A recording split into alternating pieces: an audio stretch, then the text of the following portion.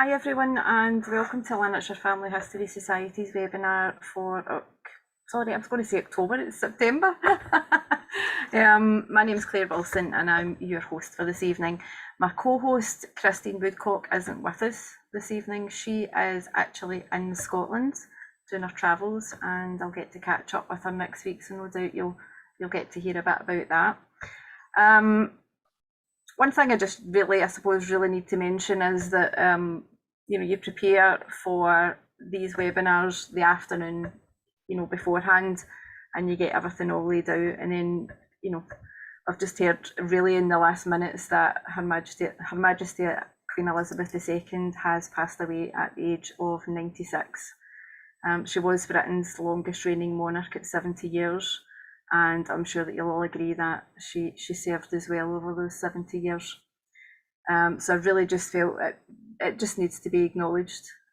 It's quite a sad occasion. I'm sorry to hear the news. And obviously a lot of you have been catching it up on the news at the moment.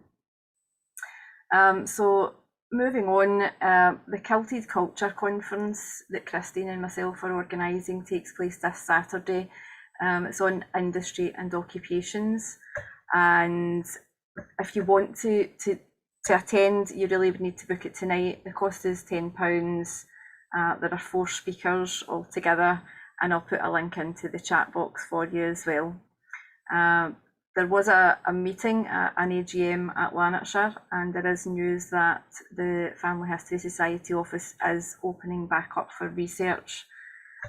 If you want to, you can email them and book in to attend. Okay, so I think we'll move on with our speaker for tonight. Tonight's speaker is Craig Statham from the National Library of Scotland. Craig is the map reading room manager, and tonight he's going to be telling us a bit about the National Library of Scotland, a bit about their map collection, and he's also going to show us some maps from that collection, as well as showing us how to navigate the website. I'll hand over to you, Craig. Thanks, Claire. Yeah, as Claire said, my name's Craig, and I manage the maps reading room at the National Library of Scotland. What I'm going to do tonight, I'm going to talk through basically a little bit of the history of the maps reading room, and then I'm going to show you some maps that we hold there, and then I'm going to go on and show you the website and kind of walk you around it, show you how it works. It is a difficult website to use. There are more than 250,000 maps on there. So what I always say to people when they're starting to use the website is don't expect to go in and find everything you're looking for in the first 5 minutes, because you're just going to get frustrated. Take your time, take a couple of hours, and once you get the hang of it, through listening to me talking tonight, I'm going to take you through the simple parts of it, and then just by playing around with it, you'll get the hang of it. And once you get the hang of it, it's really actually quite simple, but it's just getting to that point. Okay, so what I'm going to do, I'm going to share my screen and take you to a PowerPoint that I've created.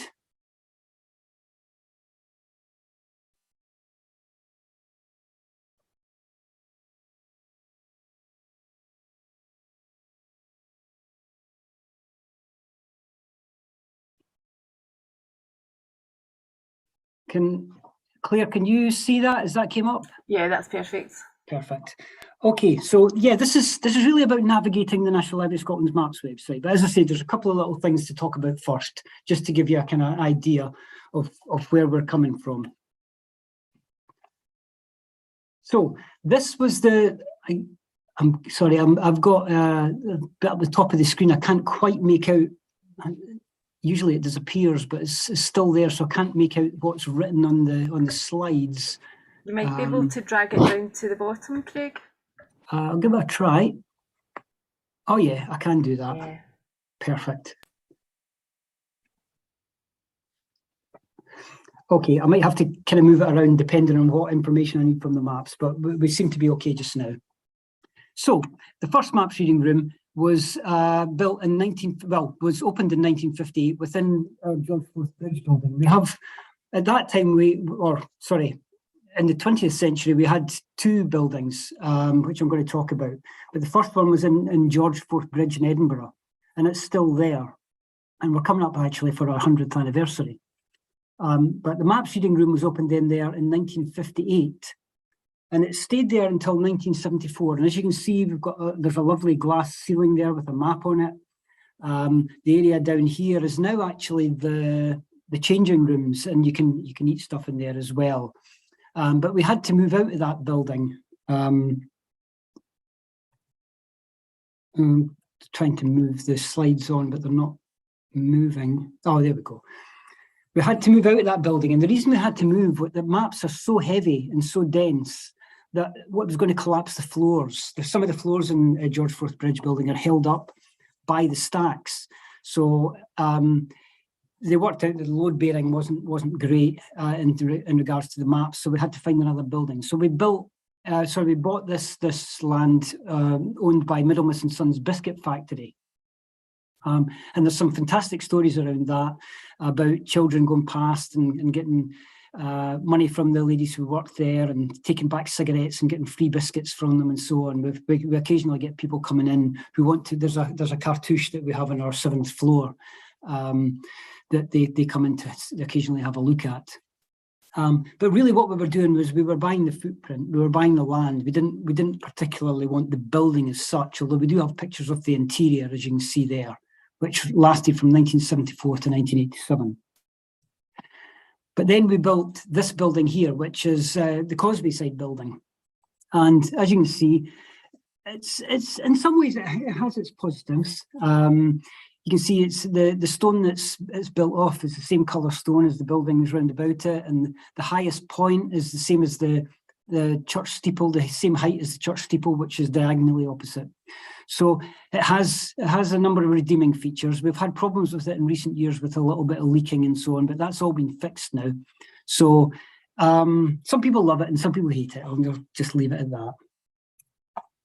And that was our third maps reading room, which is on the 4th floor of that building. We then moved down in 2010 to our 4th maps reading room, which is the one that probably most people remember, one of these last two. But now we moved to our 5th maps reading room from 2017. Our last one was becoming slightly dated. It was really, really large because we used to get large numbers of readers coming through the door. This one's much smaller, but it is state of the art. We have a whole manner of things. We've got a pull-down screen. We've got a visualizer, which I'll talk about later on.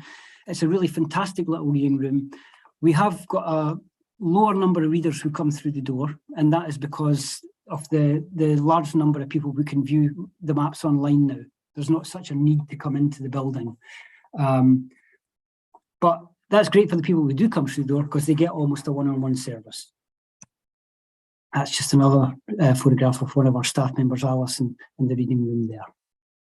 And that is sorry, I should have said that's a height adjustable table. As I said, it's all mod cons in that room. It really is, it's really a nice reading room. So what do we hold?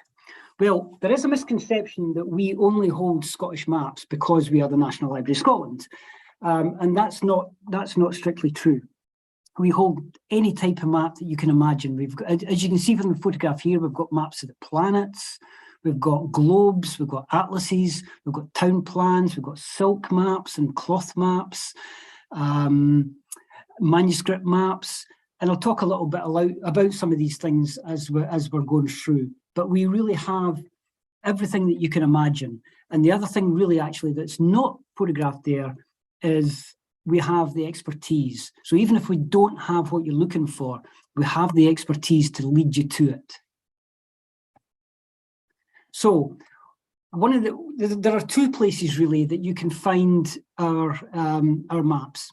And one is the maps catalogue. And I don't expect you to write down the URL at the top of the screen there. All you have to do is type in NLS catalogue and it'll come up. It'll be top of the listings on Google. And so there are two places. One is the maps catalogue and the other is the maps website. And they're found in two separate places. But the maps catalogue basically has about 250,000 maps, 250,000 plus in it. So I've typed in, for example, here, Seattle. And I've also put in actually material type, I put in maps. So it cuts it down just to maps of Seattle. I think I actually cut it down to 20th century maps as well in the end. And you can see there are 4 examples of maps that cover Seattle. If I was to have typed in Edinburgh, I would have brought back thousands, and Glasgow as well. Glasgow and Edinburgh are 2 biggest areas for mapping.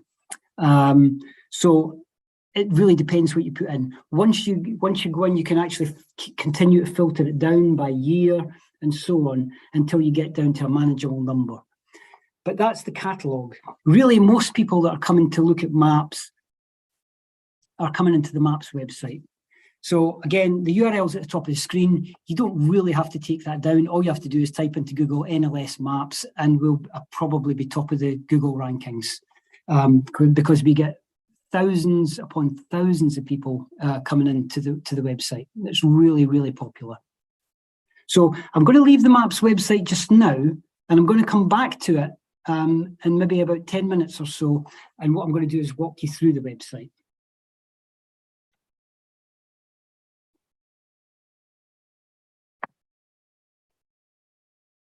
So some of our early maps. This is Forlani's map from the 16th century, which is one of the, well, it's the oldest map of Scotland, where Scotland is just pictured by itself, or it's just drawn up by itself. It's not attached to, you don't see a map of Britain or you don't see a map of Europe alongside Scotland. It's the first map where Scotland exists just as Scotland. It's a tiny little thing, and it was actually up in our exhibition a few years ago, just before COVID. And it's really, really nice. And you can see they've kind of got the shape. Forlani, who drew the map up, has kind of got the shape of Scotland, although he never actually visited Scotland. He took that from documentary sources and other maps. Then you've got, as you come into the late 16th century, you've got Pont's map, which again is on our website. And you can see there, I think this is a map from Lanarkshire, Todd Hills, New Bigging, Covington. I think that's Biggar. So you can start to pick out places in Pont's map. It doesn't cover the whole of the country, but thankfully for you guys, it covers the area that you'll be interested in, or most of you will be interested in. So you can start to see the much more detail coming through on maps. Then you get Blau's map in the 17th century. Very different from Pont's map. Doesn't quite have the detail of Pont's map, but you can see the printing process is really starting to come through now. And the quality of the print is quite evident on this map. As you get into the mid-18th century, you get Roy's military map, and I'll come back and talk about Roy's military map slightly later on when we talk about the website. But Roy was basically sent up to Scotland to map Scotland after the Jacobite uprising in the 1740s. And he mapped the country in about 8 years, and you can see the level of detail that he's mapped it down to. And this is Hamilton. And you can see that the towns are drawn out in red. The gardens just above Hamilton there, you can see, are drawn out in a kind of, I'm not sure quite what shape that is, but you can see the fields as well. And the fields are broken up into individual fields, and trees are drawn out and so on. And there's a huge amount of detail within Roy's map. And we've just done a project on Roy's map, which I will explain later on, but is a fantastic tool for people who are doing family history research and local history research. So all those maps, they were starting to grow in detail, but there wasn't huge amounts of detail there, apart from possibly Roy, but nothing on the scale of things like Mostyn and Armstrong's map of the Three Lothians, which comes along in the late 18th century. And you can see this is a map of Edinburgh, and you can see the new, you can see the new town and the old town, and we've got this on our website. You can zoom in, you can see street names. It's just the level of detail when you zoom in is phenomenal, especially in the old town of Edinburgh. So we're starting to get some real detail. And you can see this much more when we get to kind of John Wood's maps. Now, this is quite a late Wood's map, and I don't think they're absolutely sure it was Wood that drew this up, but we've got it listed under Wood because it's thought that it was Wood, this chap John Wood. Most of his maps come from the 1820s and so on, and slightly earlier. I'm from Dalkeith, and Dalkeith's actually got a coloured Wood's map, and Airdrie funnily enough, has one as well. Most of the maps that Wood drew up were black and white, just ink on paper. But Airdrie, luckily, has a colour one. And Airdrie's one of those areas that wasn't a big town at the time, much like Dalkeith. The bigger towns that John Wood drew up don't have a huge amount of detail on them in terms of people who owned buildings, but the maps of places like Dalkeith and Haddington and Airdrie do, and you can see the names here are the building owners. So from the left there, you've got Mr. Whitelaw, and then Mr. Longmuir, and then Mr. Finlay, and so on.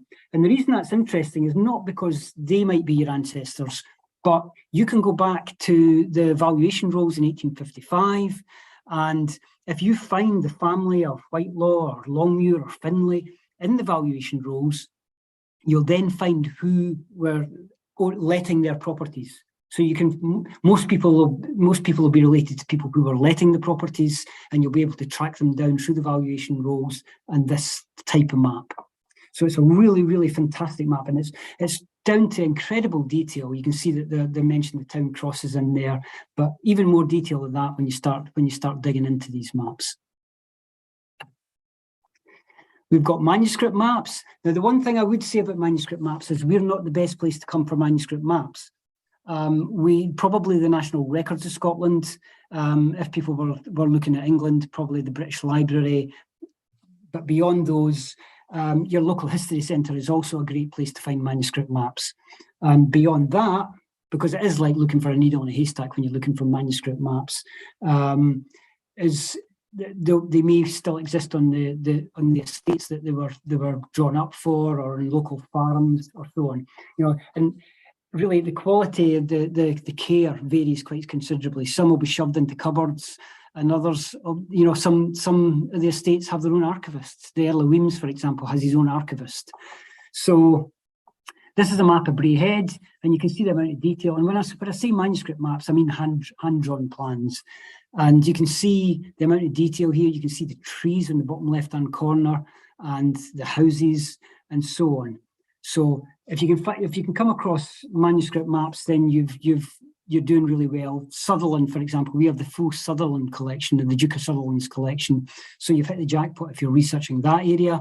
But beyond us, I would say probably the National Records of Scotland. But again, we come back to our expertise as people who work with maps on a daily basis. If you're looking for a map, and even if we don't have it, we can quite often point you towards it.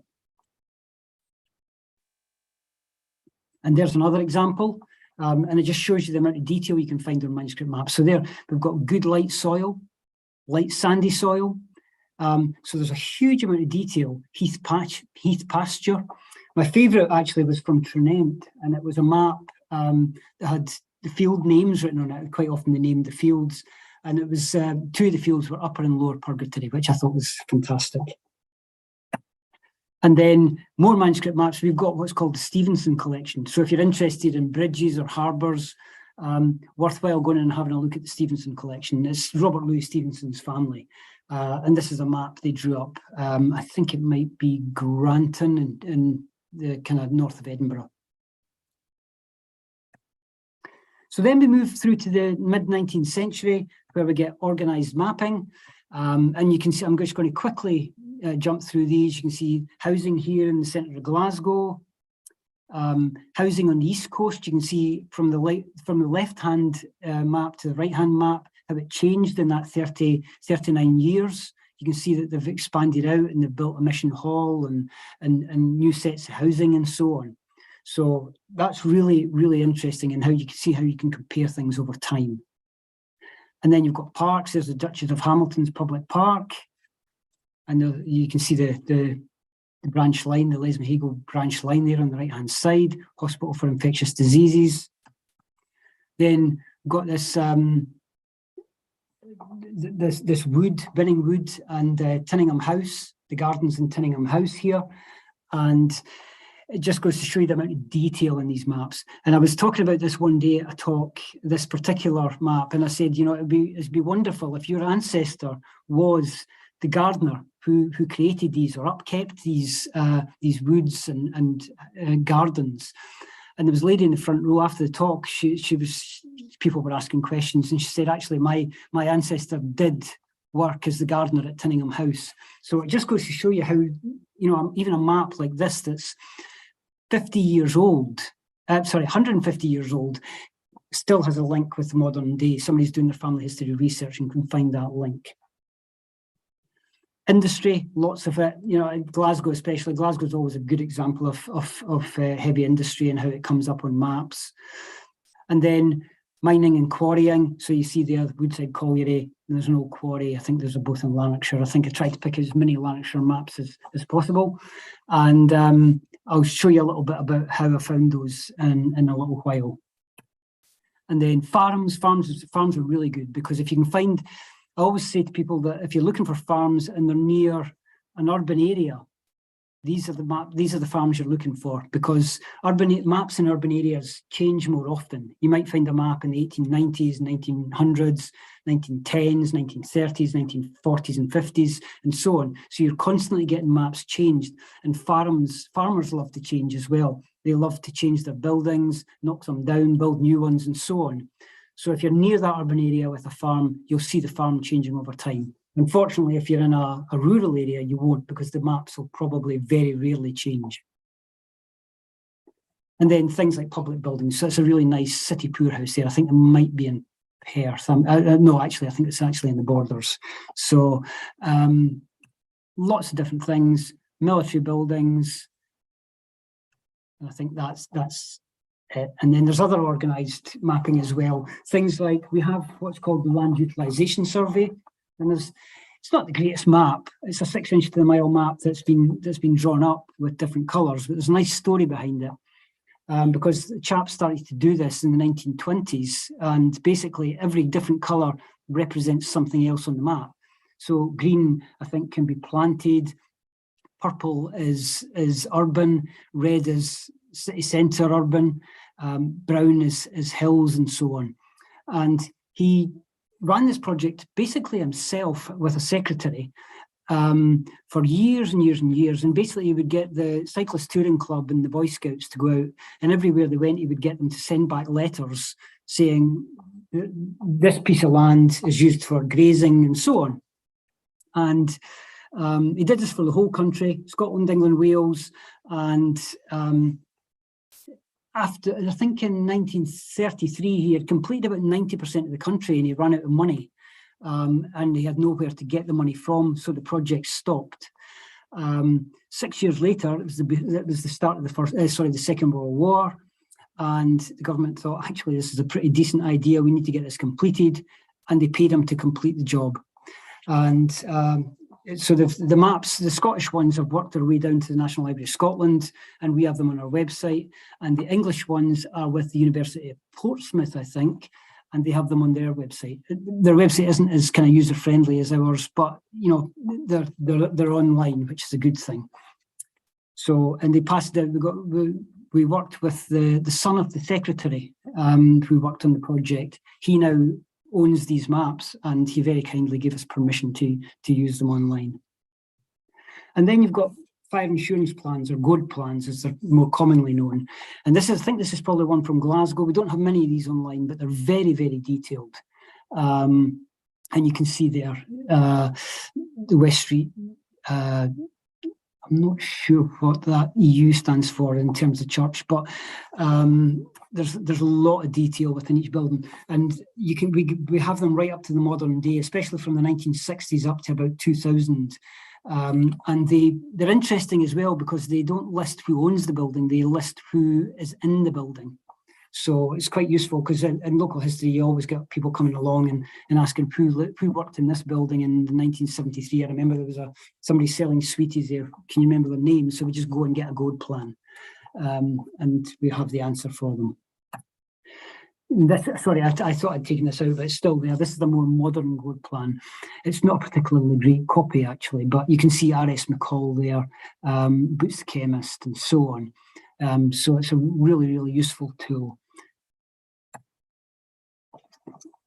Claire was asking me earlier on about war maps, and one of the things we have put up online are First World War trench maps, and these are really, really interesting. I've not zoomed in on this one, but you can zoom in and you can see the street names, the trench names, quite often named after the sweethearts of the soldiers, both British and German in most cases. We have some with German names in them, and quite often you'll find them named after streets. So you'll get Sauchiehall Street and Princess Street and so on. And quite often they'll be named after the circumstances that they were in at the time. So there'll be Bomb Alley or Rats Alley or things like that. I had a retired colonel contact me about 5, 6, 7 years ago, and his father had fought in the First World War, and he had won a military medal, and he wanted a map from roughly the time that his father had won the medal, showing the area that he won it in. And I went onto the trench maps, had a look for him, and I found a trench map from the very day that his father was awarded the military medal. So I think they were producing the maps for particular battles, but it was, it just goes to show you how close to, when you're looking for something quite specific, that quite often we can find that for you. And we've got things like Admiralty charts, not always the most detailed, but if you're living in a coastal area and you want to fill in between Ordnance Survey maps, Admiralty charts are often a good way to go. This is a really nice early one from East Lothian, and these numbers up the top are basically the depths to stop the ship's captains foundering the ships around the coast and on the islands around about East Lothian. And that's a more modern one. I can't quite make out the name of the place there, actually. City of Glasgow, actually. So it's not a particularly good example, but that's kind of what the more modern ones look like. So bathymetrical surveys, we also have these. These are lochs, basically, and they're very similar to the Admiralty charts. You can see, you can almost make out the numbers running down here and across here, and that's basically the depth of the loch. So we have all those online. There was a whole survey done and we've got them all online. We don't just show Scotland on the website, we show the rest of the we don't just show the rest of the UK as well. There's a map of Jamaica that we put on. There was a Scottish link, James Robertson was Scottish. And sometimes we put these things on and it's a good way to advertise the website, and we don't really expect them to be heavily used, but actually Edinburgh University came to us afterwards and said, we're doing a project on slavery. We'd like to work in conjunction with you. So they came on and they used this map quite heavily. So it was well worth putting something like that on. It's a fantastic map if you get a chance to have a look at it. Collinson's map of Hong Kong, Kitchener's survey of Cyprus. So lots of different things. And that is something that we're hoping to do in the coming years, is to put a lot of foreign mapping on. And it won't just be one-off examples like these. It will be, series mapping. So you'll get to see whole areas of countries. We don't just have maps, we have air photographs. And this is a photograph that was taken of East Fortune on the left here, just about 1944 to 1950. And the interesting thing, I've actually put it next to a map of East Fortune as it is today. So they join up. You can see the join just at the top there. But what they've done from the photograph is they've actually scrubbed out the airfield, because we're just coming out of the Second World War. We're just going into the Cold War. They don't want people to know where their military installations are. And the airfield here has been scrubbed out, as have several others on various different maps in the collection that are on the website. So I think I'm going to, at this point, go and share I'm going to stop sharing for just a second, and I'm going to go into the website. And I'm going to show you the website and how it works. So let's see if I can find it. Sorry, I always struggle to find these things.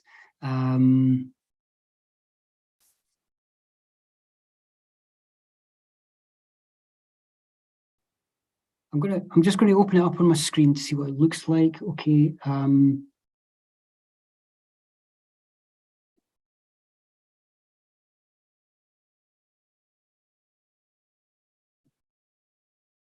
Sorry about this. That's all right, Craig. I have the same problem. Yes, I know. I don't feel as bad knowing that someone else has the same the same issues. I do have it, so show all windows. There we go. I think it was hidden. So, or was it? No, it's maybe not actually. It was hidden under the bottom of the screen. I had to scroll down to get it. So, I will share that, and I will go to the website. So, Claire, can you see you see the front of the screen? Yes. Yeah, I can. Yeah. Perfect. I'm going to move this little piece up now and try and move it away. Okay, so this is our website, and we've cut it down in the last few years. It used to be quite a long scroll to get down to the bottom. We've reduced that down to try and really focus on the things that are most used on the website, and I'll talk about most of them. What we've got on the left-hand side are a series of tabs, and you can find most of the maps on the website in here. I'm not going to focus on that. That's really not the way that most people find maps, but they can be found in here. So if you're looking for Ordnance Survey maps, or maps of Scotland, or county maps, and so on, air photo mosaics, military maps, you can find them all down in these tabs here. But it's probably not the way that I would suggest finding maps. So the way I would suggest finding it, a single map, or to use these two things, these two large tabs here. So I'm going to start with Map Finder with outlines. And Claire, do you want to name a place and I'll find it for you? Go for Motherwell, because Motherwell. The centre's obviously in Motherwell, yeah. Okay, perfect. So what you see when you come in here is an Ordnance Survey map of Britain. And it looks just like a piece of red. What you can do here is start to scroll in. So if you've got a roller on your mouse, you can zoom in a little bit. You can double click your mouse, it'll take you in, or you can take these plus minus signs on the left-hand side and just zoom in. And you'll see when you zoom in that actually that red is a series of boxes. It just looks like red the more you zoom out. The other way, and the simplest way, I think, to find stuff is simply to type a name in on here. I'm not going to quite do it yet because I'm going to show you something quickly before I do that. That is the Ordnance Survey 6 inch to the mile, which is one of the heaviest used sets of maps. The 25 inch sits just below it on this drop-down menu. So there's lots of things in the drop-down menu here. I would really, to start with, just stick to Great Britain Ordnance Survey. Then you've got the second drop-down menu you can play around with a little bit. Ordnance Survey 6 inch to the mile is this red mapping, or red boxes. 25 inch to the mile is just below it, and it's purple. And again, if I zoomed in, they would be smaller boxes than the 6 inch to the mile. The reason there are gaps in here is that these are rural areas, and nothing really changes in those areas. So they didn't need to produce a 25 inch to the mile map for that area. They didn't need that level of detail. So 6 inch was enough. And then the other thing that is quite useful, there are a number of maps in here, but I always stick to kind of three: the 6 inch, the 25 inch, and the 1 to 1,250s, which also includes 1 to 2,500s and 1 to 10,000s. So I'll click on that quickly, and you can see these are much later. These come in the kind of after the Second World War. And again, if I was to zoom in, there would be boxes, and I'm going to do all that later on anyway. So we'll just move on to what I wanted to look at. But what I'm going to do is I'm going to go back to the 25 inch to the mile, and then I'm going to go up here and search, and I'm going to search for Motherwell. And there it is. It's at the top of the screen. I'm going to show you something actually first. Before I click on that and take you to Motherwell, I'm going to show you Dalkeith. Now, I'm from Dalkeith, just outside Edinburgh. If I was to type in Dalkeith and press return, and I am quite an impatient person, and I've done it a few times, Dalkeith wouldn't come up. I'd go to Dalkeith in Perthshire. So what you need to do is type in the name and just wait until the list comes up, and then find the name that you're looking for. But we've got Motherwell. It came up at the top of the list. There we go. I'm going to zoom out just a little bit so you can see all the boxes there that relate to the kind of Motherwell and the Motherwell area. And one interesting thing to keep an eye on, the darker a box, the more maps there are for that area. So if I was to click on that one there, you'll see on the right-hand side, a series of maps came up, and there are 1, 2, 3, 4, 5, 6, 7, 8, 9 maps for this box here, which are quite a dark colour of purple. This box here is much, much lighter. And there's only 1, 2, 3, 4, 5 maps for that area. But I'm going to go over to this area because this was the area it picked out when I came on. Some of the earlier maps haven't got quite as much detail, or they only cover a certain portion. You can see this one, second down, has only got a portion of Motherwell there, and the rest of it's quite blank because there's probably not a great deal there at that moment in time. So what I'll do is I'll come through to the 1890s, and I'll click on the map there on the right-hand side, and there you can see Motherwell. We are not trying to hide anything from you. If you were to roll the roller on your mouse or zoom in with the little plus sign there, you can zoom in and you can keep zooming in.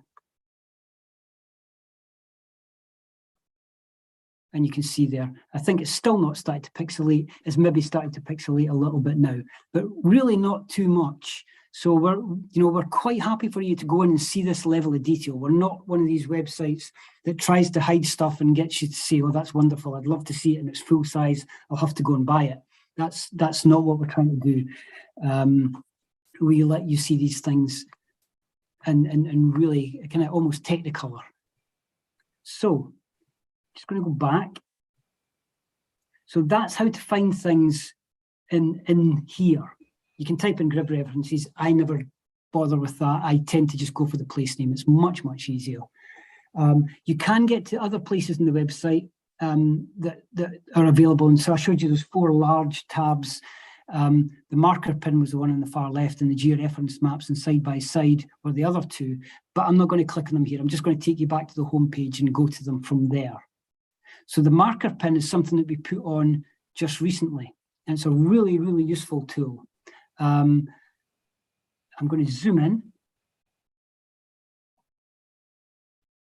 And if I wanted, for example, to look at, oops, oh, I forgot what I'm doing here. If I wanted to look at, for example, Kilmarnock, I'll zoom in, oops. I'm all over the place. I'm trying to do it without a mouse. Let's say I want to look at Larbert. So I click on Larbert, and every map relating to Larbert comes up. There are 268 maps related to Larbert, dating from 1583 through to 1970. It doesn't mean there aren't more. There will certainly be some after 1970, which I'll explain later on. But the maps that we have on our website are 1583 to 1970 that cover Larbert. Now, some of those might be maps that cover the whole of Scotland, but there will be a lot in there with a lot of detail. However, what you want to do when you've got that many maps is to filter it down. Now, you can do that a couple of ways. You can click this drop-down menu and choose only the Ordnance Survey maps, or only the non-Ordnance Survey maps, or coastal charts, or other things. So, but most people, I guess, will be looking at the dates. So let's say you wanted the first half of the 20th century.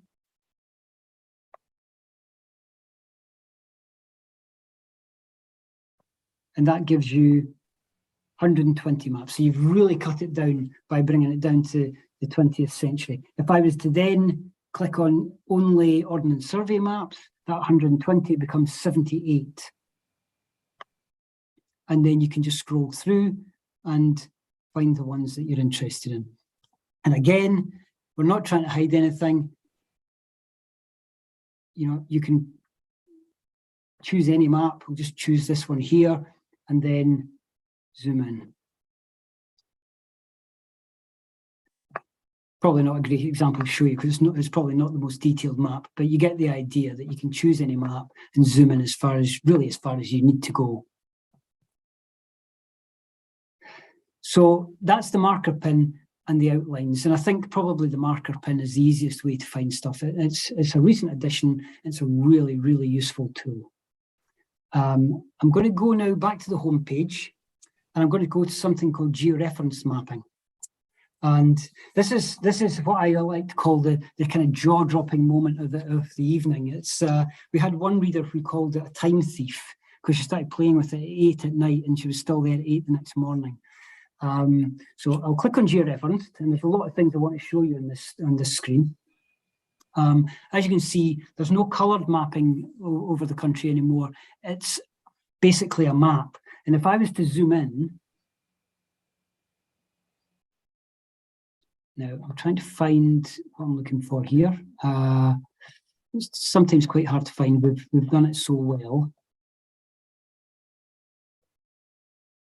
Actually, that's because it's a 1 inch to the mile map. If I could choose 25 inch to the mile, yeah, this is a really good example actually. So I'll go up here, zoom in, and you can see what we've done is we've cut the edges of the map and then we've stitched them all together.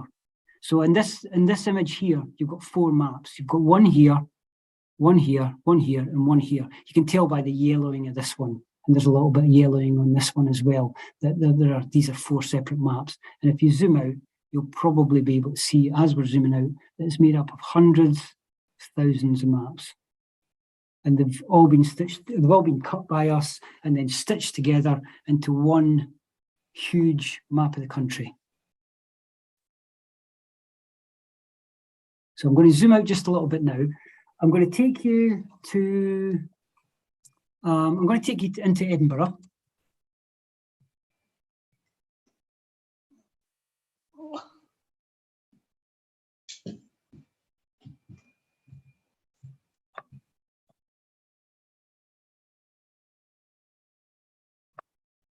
This has nothing to do with the events of earlier tonight, actually. This is the example I always use. This is, I'm not sure, I'm sure some of you know this is actually on the bottom here, the Royal Mile, and Holyrood House, Holyrood Palace is on the kind of right-hand side, slightly to the right of the centre. And then we've got things like Colton New Burial Ground here, and Regent Road. So things like Holyrood Palace has barely changed at all over the years, as has Colton New Burial Ground. These things haven't changed at all. Whereas this area, I'm just trying to push my screen up. This area here is massively changed. We've got the Scottish Parliament, and down into this area here, we've got a place called Our Dynamic Earth. So what I'm going to do is I'm going to take this little slider here and I'm going to slide it over. And if you keep your eye on Holyrood Palace or on the graveyard, you'll see what happens.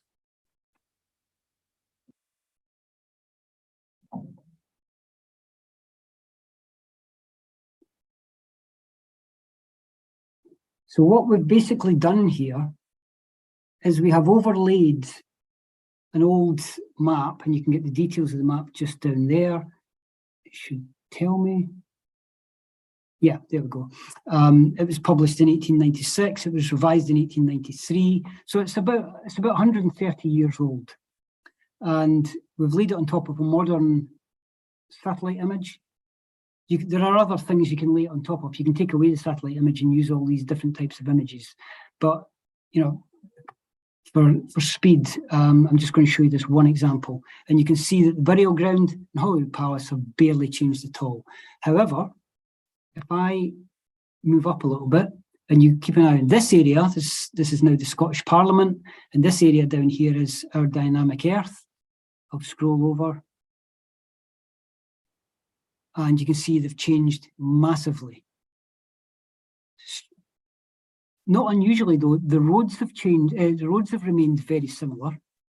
This road here, for example, but you can look at pretty much any of the roads and they've all retained their basic shape.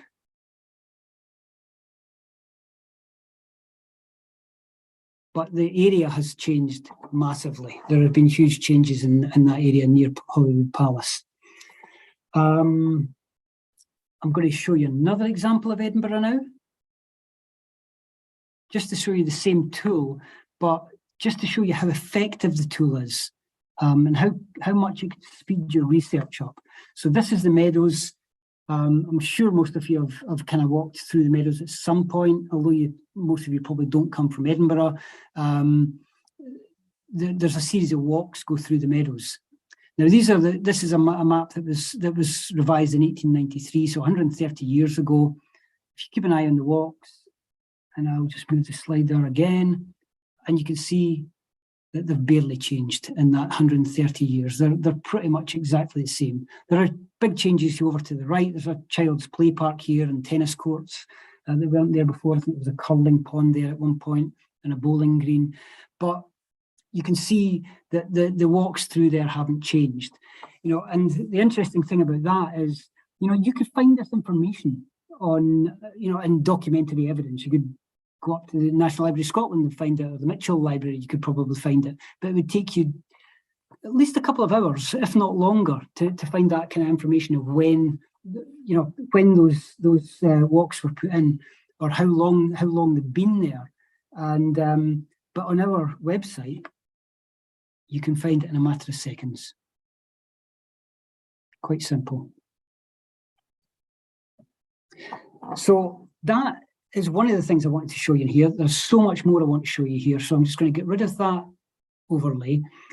I'm going to show you the spy viewer, which is very similar to georeferenced mapping, except it is this kind of little circular spyglass, and you can change the size of. Actually, you can make it bigger, you can make it smaller. And I like it. I like it as a tool. It lets you see exactly what the georeference mapping does, but you don't have to move the slider. You can just move this around, and it gives you the context at the same time. So it's a really, really useful tool. You can see the tennis courts appearing and disappearing there in the child's playground.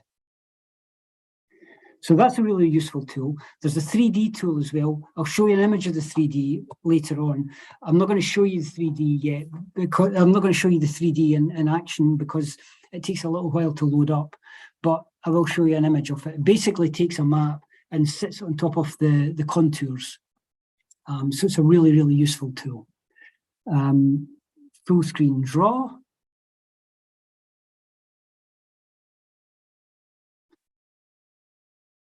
So we can draw a circle.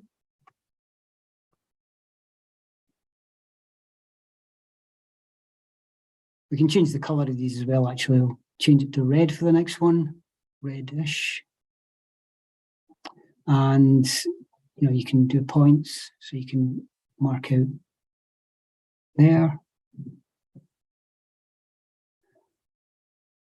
And then, so you can do all different types of things with it.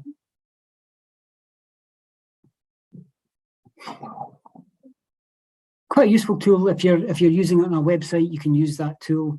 I'm just going to go back and return to the georeferenced viewer. We've also got measurement tools, which can be actually quite useful. So if you want to measure distance, if you wanted to measure middle walk, you can do that, and it'll tell you how long it is. But if you want to measure the area of West Meadow Park, you can kind of do that. You just probably more effective if you're measuring a street or an area of a block. You double click actually to close it off. So so you can see there, and it's quite a useful tool. But now what I'm going to do, turn off the measurement tools. What I'm going to do now is show you one of the most effective tools in this. So before we showed you this tool here, which you can type in Motherwell, it'll take you to Motherwell, and that's fantastic. But what it can't do is take you to archaic names. So for example, if there was a farm or a street name, it wouldn't take you to it. You wouldn't be able to find the bowling green, for example, that's here. So I'm going to type in a place called Ancram Cottage, which is quite near where I live, and it's still there today. It's not on the gazetteer. This is a modern gazetteer. I should have said that, sorry. It's a modern gazetteer, so it's taken, it's just a street search from the 21st century. It's not listed there. Although the building's there, it's not listed in this modern gazetteer. However, we undertook a project a few years ago where what we did was we took a 6-inch to the mile map that they dated between about 1888 and 1913, and we had people come in and list the places on that map. And Ancram Cottage was one of them. and I can type in Ancrum Cottage, and there it is there. And it'll take me across. It should have taken me across to Ancrum Cottage. I think I must have tapped something. There we go. And there's Ancrum Cottage there. And I can, as I said, I can slide this over now, and Ancrum Cottages, if I was to zoom in, you would see Ancrum Cottage just in there. So that's a really useful tool. And I'm going to take you into another website just at the very end and talk to you about that tool, because it's quite an effective tool, and I'll show you how it works. And there's a website called GB1900 that kind of expands on this this searcher here, this gazetteer. So I think that may be everything on this site, this part of the site. I always kind of miss something, but I think I've got everything today, actually, thankfully. I'm going to go back. I'm going to quickly show you, we're nearly at an hour actually, so I'm going to quickly show you side-by-side viewer. And you can choose whatever map you want on the side-by-side viewer. So if you choose a 25-inch to the mile map, and you choose modern, or a more modern 1 to 1,250, you can just zoom in.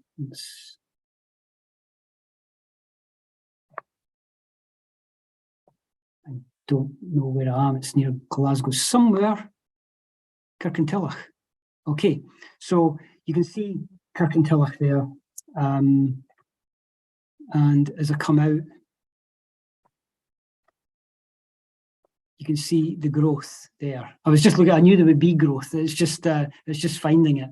So on the left-hand map there from the 19th century, you can see that the town kind of ends about halfway up the map. There's bits and pieces up above it, but not a great deal. But you can see on the right-hand side map, the extension now, the housing that's been built on those areas that never previously had housing. And it's a nice comparison. You can compare and contrast maps that way. I'm not going to linger on that one too long, because you can actually, this is a new tool as well, actually, you can swap the maps over. So it's not working for me. Oh, there we go. You can swap them over, move them back and forth. Okay, so that's the side-by-side tool. Again, very popular. And you can, there's a huge amount of maps you can use on this. So what I'm going to do is I'm going to go back to the homepage. I'm going to show you one more set of maps that I forgot to show you right at the beginning. And I think they come under Scotland Town Plans. And you have to make sure that you choose the Ordnance Survey Town Plans. And let's see, maybe Motherwell's in there. Most of the bigger towns and cities have, it isn't, but Hamilton is. So you can click on Hamilton, and up comes this. We're going to upgrade this in the coming months to make it like the rest of the website, slightly different from the rest of the website at this moment in time. But if you were to click on Hamilton or click on Coatbridge or Airdrie, you would get those areas. Well, let's click on Coatbridge, because we've not been there yet. Then you click on this one, and it takes you to a series of maps. Now, as I said, I think we're going to change this in the coming months, so it's much more user-friendly. But I'm going to click on there, and I'm going to zoom in and let you see the amount of detail there. So it actually tells you what some of the places are. These are 1 to 500. So there's huge amounts of detail in these maps. It's maybe not a particularly great example. There's one up actually in Perth that might, if I can find it, it'd be really nice to show you. There were 2 sets of these types of maps that were produced. It's not coming up. I'm struggling a little bit with it, but yeah, there were 2 types of maps. There were a set of maps that were produced with all the detail, and there were some that had information taken out of them, and it generally tend to be things like military barracks and so on, but in prisons. But when you do find a prison, there's one up in Perth, for example, it tells you the name of every single room in the prison. So it'll tell you that one room is the laundry, and one room is the where you go for punishment and so on. So really, really useful tool. As I say, 1 to 500. I think that we maybe, I did mention earlier on, I didn't show you very much of it. So I'm just going to quickly take you in and show you the 1 to 1,250 maps. Let's look at Edinburgh. Well, let's look at Glasgow actually.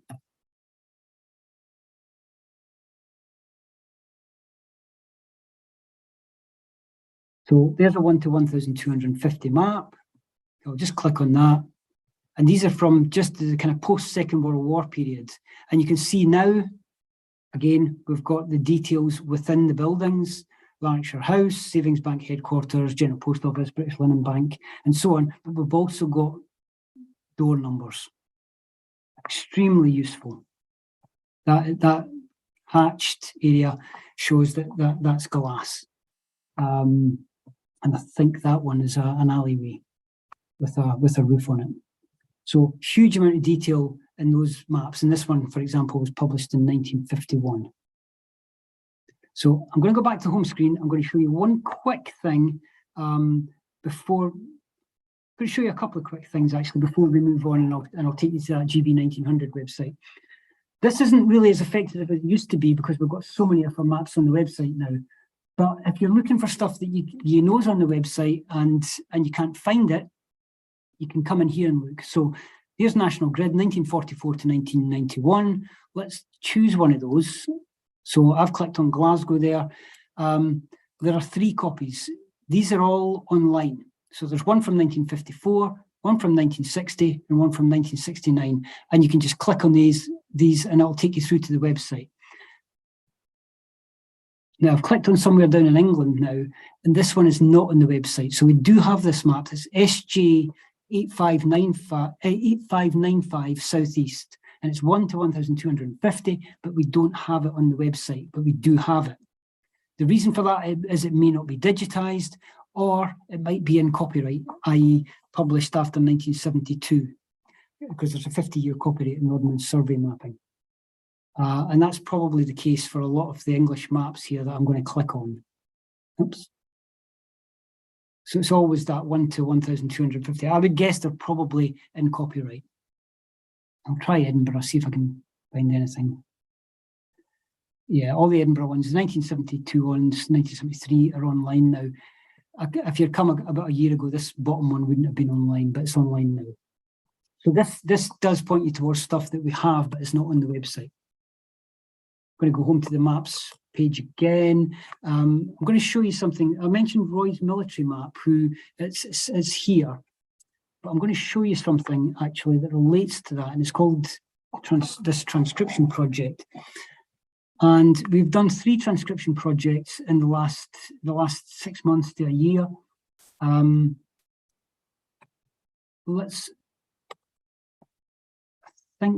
never really used this heavily, but I'm going to give it a try today. We'll look, it's split into 2 halves, the Highlands and the Lowlands. Let's look at, I keep going back to Motherwell, sorry. And there's Roy's military map. It also has a gazetteer now, so you can search for everything on Roy's military map. We've only had this online now for a few days, but it does have different spellings. We're going to have to get a good example to show people, but it does have different spellings. So if Motherwell, for example, was spelt in a different way, it would still come up even if you type in the modern spelling of Motherwell. So I need to find myself some good examples of that. I'm not sure what some of these areas are, but as I said, even if the spelling has changed since the 1750s, it doesn't matter. You can type in the modern spelling and it will bring it up. So it's a really useful tool, and that sits alongside 2 other tools actually. I'll just quickly take you back down and show you them because they're really useful and they'll be coming online quite soon. One is the historic pathways. So we've listed pathways within Scotland, and the last one is the 25 inch to the mile place names. So very much like the GB 1900 map that I'm going to show you, which is a 6 inch to the mile map. This is a 25 inch to the mile map, so there'll be a lot more names within that. So just in Edinburgh, there's 30,000 transcriptions, and that was just from the first 2 weeks of work.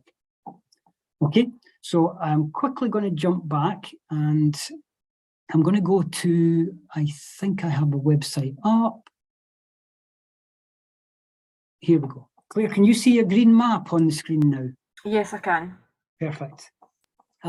So I mentioned this historic gazetteer from 1888 to 1913. Well, this is the project it came from. So I can type in Ancram Cottage, as I did earlier on, and it will come up. And sorry, how I should have done this was this. You've got a green map here, and if I zoom in, you'll see that actually, rather than just a block of green, what is a series of dots.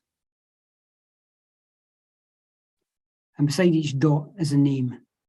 So Hanging Shields Rig, just W in that one, Quarry, Low Tippled, Stepping Stones, and so on. And then I can type in Ancram Cottage, and it'll take me up to Ancram Cottage. Now I know because I did that whole area, Ancram Cottage, East Lodge, and so on. So what happened was I would have came along, typed in Ancram Cottage, and put it through to be checked. Somebody else would have came along, checked the spelling was correct, and then passed it, and it would have been added into this gazetteer. And we've done that. I think there are tiny little bits of the country that haven't been done, but by and large, the whole country's been covered by this transcription project. So it's a really, really fantastic project. You can do wider searches as well. I'm not going to do one because it takes a few minutes. So if I was to type in curling pond or something along those lines, I could get all the curling ponds in the country up, but it would take me a few minutes to do that. So I'm not going to do it. But we have got some examples here. So we've got quarries and collieries. So I'm going to close that window. Collieries are blue, quarries are red. I'm just going to zoom in.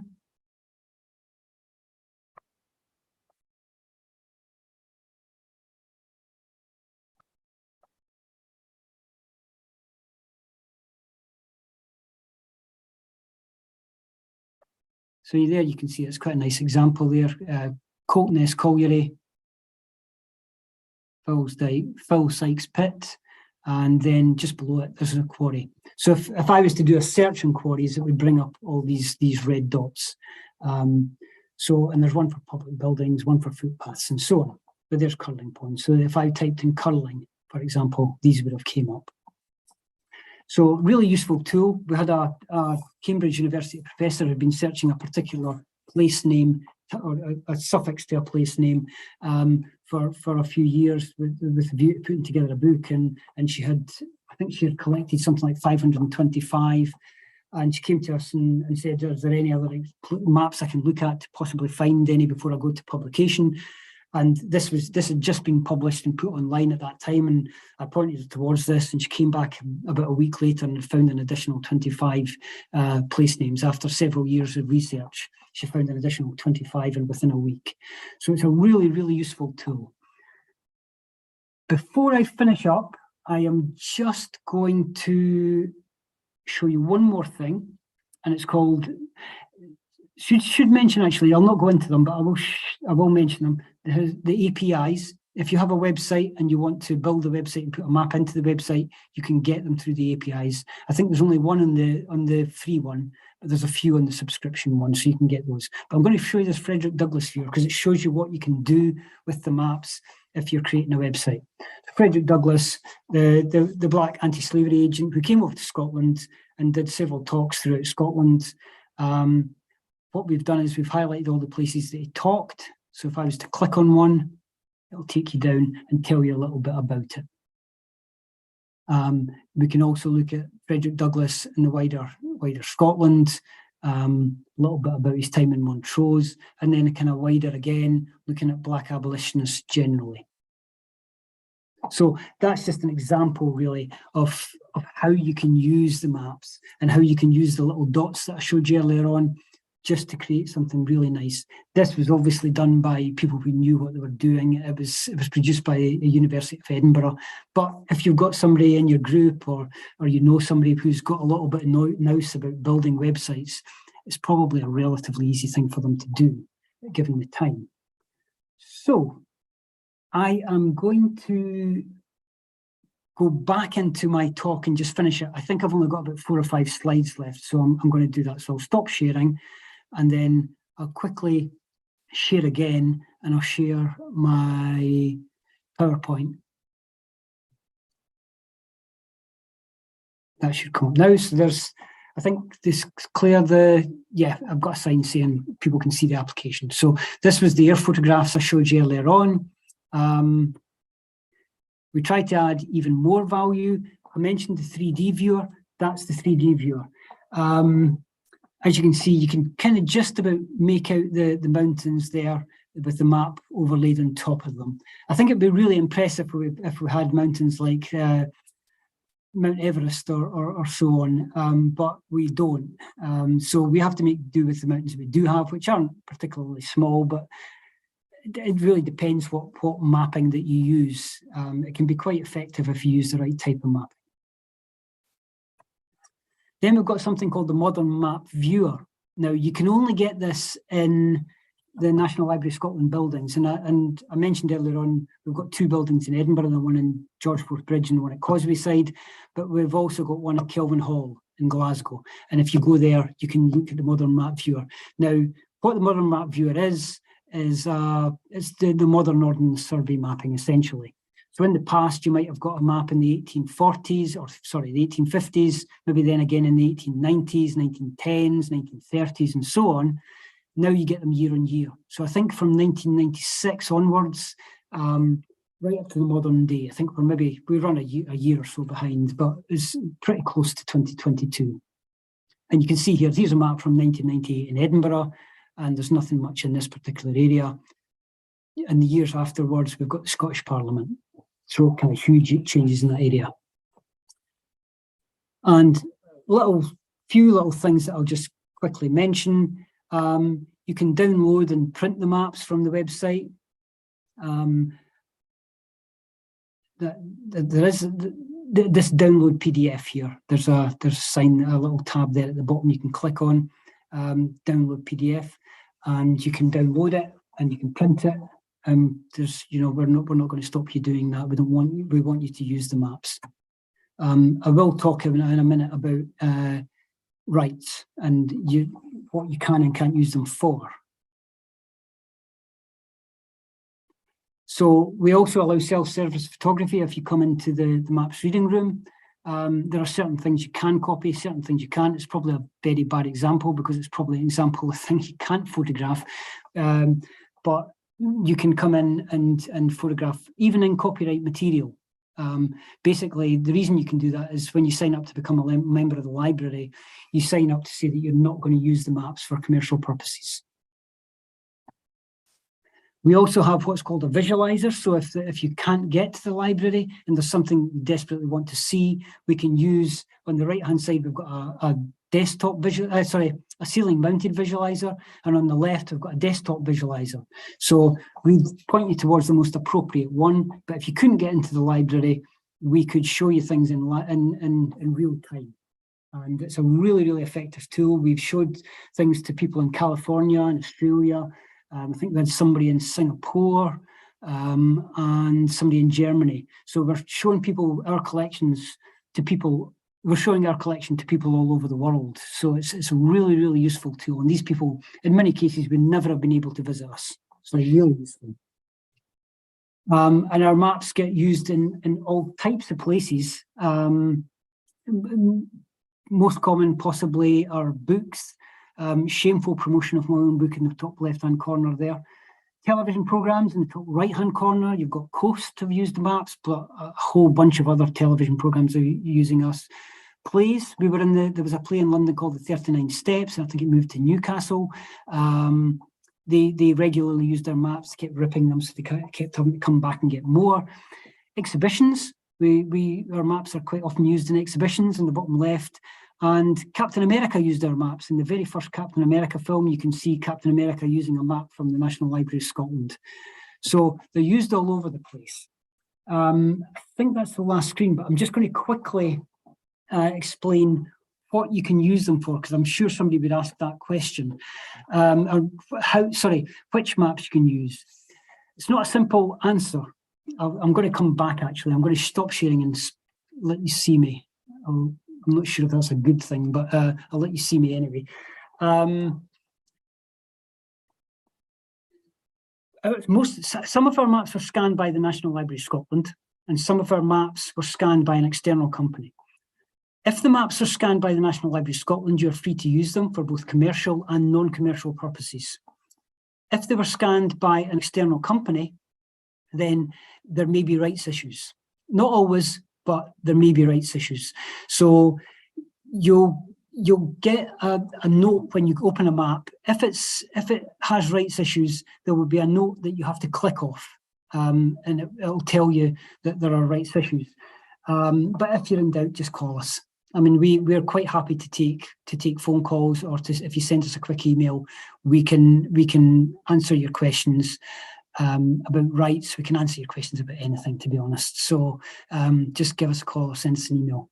And that's my talk. And I'm happy to answer questions. I was saying to Claire earlier on, I love the sound of my own voice, so I will answer anything that people throw my way if I can. If not, if I can't answer it, and there's always a question I can't answer, we can get it into our inquiries and we'll answer it that way for you.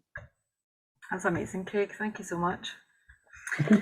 Yeah, quite a few questions in the chat box. So Jean has said the map finder looks very tempting. She's going to be on her computer for ages, which I think a lot of us agree. I've actually written down 2 or 3 that I want to check out myself. And then further down the page, she had written, trying to learn the names of hills, mountains. Is there an outline of the particular range which can be viewed from different angles? Which obviously the 3D map collection you actually showed. So you answered our question actually there. Murray is asking, are there maps that show the boundaries of the Scottish registration districts? That's one I hear a lot of, because obviously the boundaries change quite a lot. Let me take you back in for just a second and show you that, because we do have that. Now, if I can, again, I'm going to probably lose this website, but I'll. Found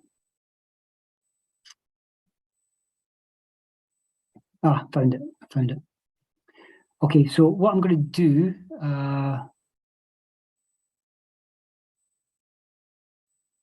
Right, I'm going to. Everybody can see that? Yes. Yep. Boundaries viewer. Quite simply, right in the front of the screen. There are some areas that are more detailed than others. So boundaries from 1840s to 1880s, you'll see in the bottom left-hand corner. And then I think you can click on them and it will tell you. So this area here, there's Crieff in Perthshire. There's Kilbarchan in Renfrewshire. Then we can move forward to the next one, which is the 1950s. You can do the same thing again. Balquidder in Perthshire. And I take it you can zoom in on that as well then? You can zoom in, yeah, absolutely. Yeah. That's pretty good. And then you can come up to the modern day 2021. You can do the same thing again. I'm not sure you get the detail for the 2021 because I think it's probably down to 32 local authorities maybe, but yeah, certainly the 2 earlier ones are much more detailed, and it covers, I think the latest one covers England and Wales as well, but I think the 2 earlier ones don't. I think they're only Scotland. I'd have to zoom in a little. There we go. And so they must be, I'll tell you what, they're working on England and Wales, I think, because it seems to be working down. Oh no, they have got it. So right. I didn't actually realise that. I think it's that one. It's the early ones. You only get Scotland. Yeah. That's perfect. Thank you very much. Okay. Who else have we got? Jan says, I'm looking for an old street name that doesn't exist anymore. Could I find a street name using the old place names, such as the one that you did with the cottage? It's possible. It depends whether it was a street name in the year that we used that for that. So the map that was used for that particular to extract those street names would have been one of the years between 1888 and 1913. And if the street name was on that map at that time, then yes, you'll probably find it. But again, there are different ways to do it. And the other place that you might want to check in the National Library's website is our post office directories. And we have post office directories up to, I think, about 1912 or thereabouts. But just that, if you can't find it, just just email inquiries@nls.uk and they'll find an answer for you. It might come through to Maps actually, and it might be us that find it. It might just be somebody in inquiries thinks it's a nice inquiry and does it instead of passing it to us. Yeah. Jean says, thanks very much, Craig. An interesting romp through the facilities of NLS. A wonderful resource. Thanks to everyone who's contributed. Jan as well, really excellent talk, very enlightening. Thank you, Craig. Yeah, Jean says, yeah, that's one of her queries. My family were all from around Airdrie and Coatbridge, and I think things have changed as to what and is not within their boundaries. It is the problem, because sometimes you can be looking in a certain parish for something and then you can't find anything, they disappear, and it's perhaps just the matter that the boundaries have changed. What I would say about that, and I only work part-time at the National Library, and I work part-time as the local history officer in Perth, and I used to be the local history officer in East Lothian. And what I would say, if you've got that kind of query, the real expertise in that area is at your local history centre or your local studies centre. They're the ones that have that kind of expertise. And to be honest, there'll generally be somebody in these centres that can answer the question off the top of their head almost. They're dealing with it every single day, so they know the answers. Yeah. And I mean, you need to think as well. I mean, it's funny because I was thinking today, you get new estates that crop up, and all these new street names come into play as well, so that the local councils obviously deal with that. I was really thinking about it because there's an area near me where a lot of the streets are called Balmoral and Crathy, and and obviously watching the television tonight, it got me thinking about all those place names.